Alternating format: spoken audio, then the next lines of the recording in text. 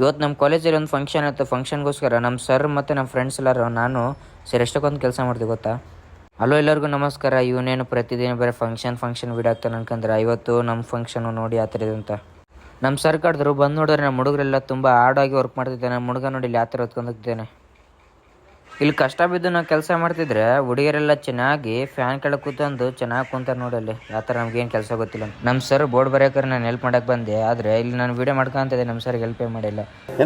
ನಮ್ಮ ಸರ್ ಅಂತೂ ಇಂತಂತ ಬೋರ್ಡ್ ಎಲ್ಲ ಬರೆದು ಕಂಪ್ಲೀಟ್ ಮಾಡಿದ್ರು ನೋಡಿ. ಆ ಥರ ಆಗಿದೆಲ್ಲ. ಇನ್ನೇನು ಗೆಸ್ಟ್ ಬರೋಕೆ ಇನ್ನೇನು 5 ನಿಮಿಷ ಇತ್ತು. ಪಟ ಅಂತೆಲ್ಲ ಕೆಲಸ ಮಾಡ್ಬಿಟ್ಟೆ ನೋಡಿ ಎಲ್ಲ. ಚೆನ್ನಾಗಿರೋದು ನಮ್ಮ ಸರ್ ಎಲ್ಲರಿಗೆ, ನನ್ನ ಪ್ರೀತಿಯ ವಿದ್ಯಾರ್ಥಿಗಳಂದರಿಗೆ ನೋಡಿ ನಮ್ಮ ಹುಡುಗರು ಫುಲ್ ಸೈಲೆಂಟ್ ಎಲ್ಲ.